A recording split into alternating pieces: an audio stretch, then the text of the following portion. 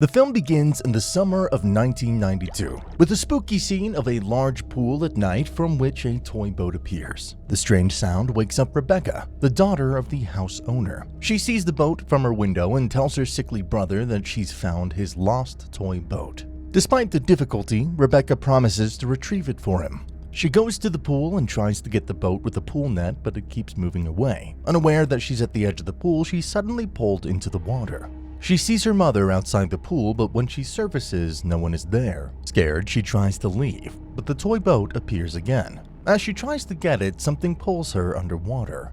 Her cries for help go unanswered, leading to her unfortunate death. The story then moves to the present day, introducing the Wallers, a lovely family with parents Ray and Eve and their kids Izzy and Elliot. Ray, a former professional baseball player now retired due to illness, walks with a crutch. They're house hunting in a peaceful suburban town. The realtor, Kay, shows them a nice rental house, but they're not interested. While driving around, Ray spots a large house for sale, and they decide to check it out. Kay knew about the house but didn't think it would suit them as it's for sale, not for rent. The house had only had one owner in the past few decades. Eve likes the house because it's affordable and spacious, and it's near her workplace. Outside, Ray looks at the large covered pool. He sees a baseball on the cover and tries to get it, but he falls into the water. He struggles to get out while imagining his return to professional baseball. He finally manages to escape from the pool as his family rushes to him. It's clear that this is the same haunted pool from the beginning of the movie. The next day, Ray goes for a regular hospital visit. After some tests, his therapist advises him to intensify the diagnosis for better outcomes. Ray is found to have a disorder that impairs functions like movement and speech, making daily tasks challenging. The therapist suggests that Roy do light exercises like swimming to improve muscle memory. Eve is disheartened by the news as Ray shows no signs of improvement, but she remains hopeful. The couple then debates whether to buy the house. Ray believes the house is perfect and the kids will adore it. He also could have water therapy in his own backyard. Eve is hesitant as they have to purchase the house outright, but she agrees for the family's sake. In the next scene, the family, along with their pet cat, Cider, moves into the house. Later, Eve takes the kids to their new school, where she also works. On her first day, Izzy makes friends with a popular boy named Ronan, and you can tell she has a bit of a crush on him. That evening at home, the family was busy cleaning the pool.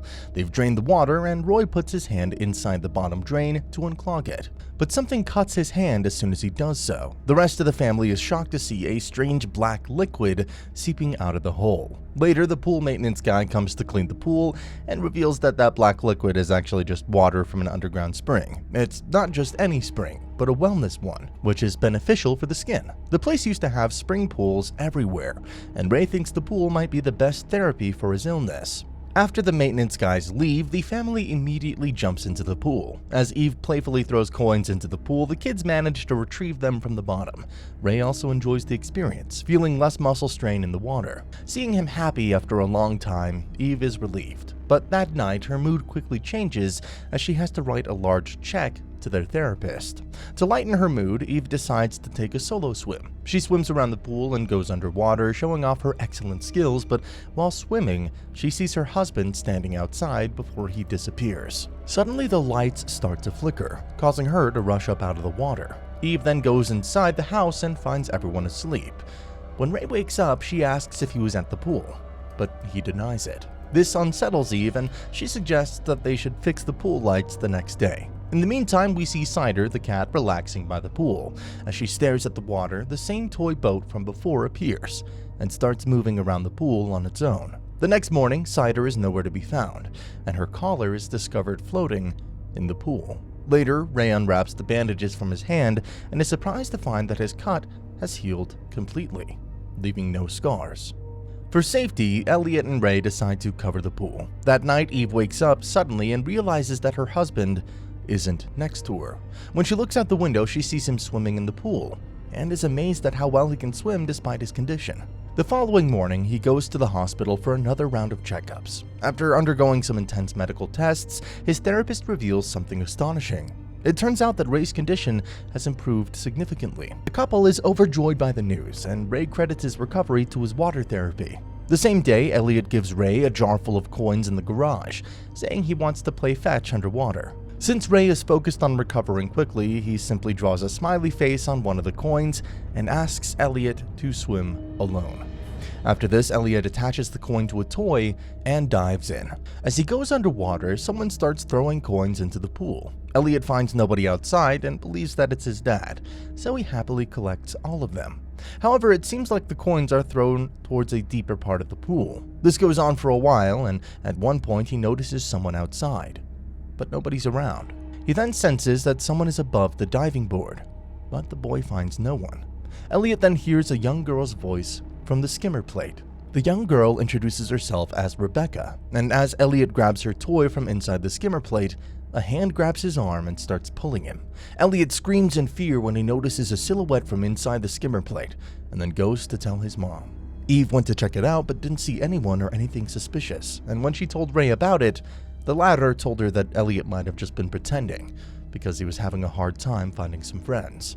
The Waller family went to the school with Elliot to show support for his baseball training. Ray was there to help guide the students, and when the team coach urged her to hit the ball just once, Ray agreed.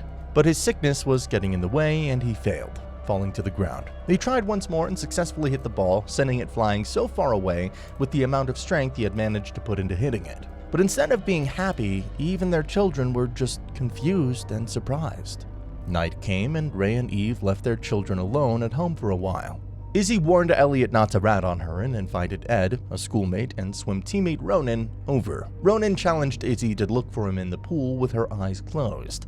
Izzy accepted the challenge, but something pulled her down, and when she opened her eyes, she realized that she was oddly too deep in the water, that she could barely see the surface of the pool. She immediately got out of the water, was utterly confused, and crept out when Ronan told her that he wasn't the one who pulled her. Ronan comforted her, reassuring her that her leg must have just gotten caught on something and that nothing was down there.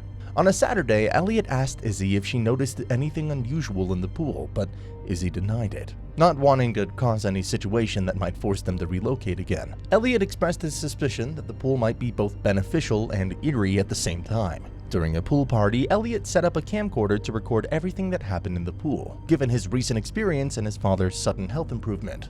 He grew suspicious, and so did Eve, who was starting to worry about the pool. So Eve inquired about the pool with the realtor, who shared a story she had recently heard. The previous residents of the house never felt comfortable using the pool, because a young girl named Rebecca had drowned in it years ago. When the realtor confirmed this, something happened. Ray, who had had a child on his shoulders, was playing in the pool when a black liquid emerged from the drain and entered his mouth. It took control of Ray, and he tried to drown the child on his shoulder. Elliot saw this and immediately called for his mother. Luckily, the child's parents didn't press charges, and despite being upset, they understood that Ray must have had another episode while playing in the pool. After this incident, Ray started gasping for air and coughing up black liquid, so they decided to let him rest for a while. The entire family was now wary of the pool. Eve did her own research about the pool and discovered that there had been a long history of disappearances in the house. She tracked down Kay, Rebecca's mother, and asked her what really happened to the young girl before she supposedly drowned in the pool. Kay then shared the story of how the pool was once part of a healing spring, but the spring demanded something in return for the healing it provided.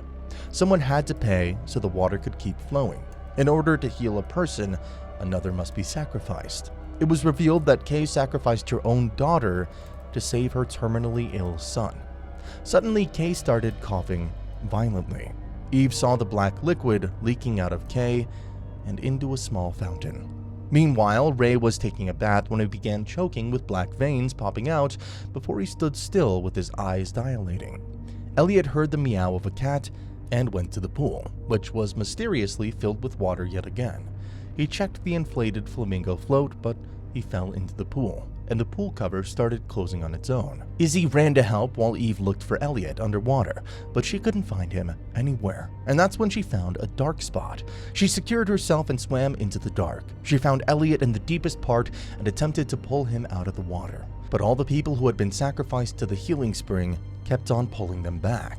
Eve struggled against them and broke free, but due to the darkness, she couldn't find her way out anymore. Then Rebecca appeared with Elliot's smiling coin in her hand. She let go of it, and Eve realized that instead of swimming up, she'd been swimming down instead. Eve finally saw the moonlight and took her son out of the water. She pumped on Elliot's chest, trying to save him. Izzy, on the other hand, got injured when she slipped on a puddle of water and accidentally palmed the shards of glass on the floor. She then heard a strange sound and looked for her father, only to find him possessed. Ray chased her down, wanting to sacrifice her to the spring, but Izzy fought back and hid. When he noticed Eve and Elliot, he went out and attacked Eve. Unaware of him, Izzy was already positioned behind him with a bat. She struck him, causing him to fall to the ground, and with Eve's soothing words, Ray finally regained his senses. Elliot had also reawakened, and so the family prepared to leave as quickly as possible. However, Ray noticed the black liquid spreading in the pool, and he realized that someone had to pay for the spirits of the healing spring to stop tormenting them. Ray made a decision and swam towards the black liquid, sacrificing himself. Despite the tragedy that unfolded, Eve and her children chose to remain in the house to prevent anyone else from becoming a victim of the spring. Eve, Izzy, and Elliot also decided to have the pool filled in to prevent the spring from tormenting them ever again. And with that, the movie ends.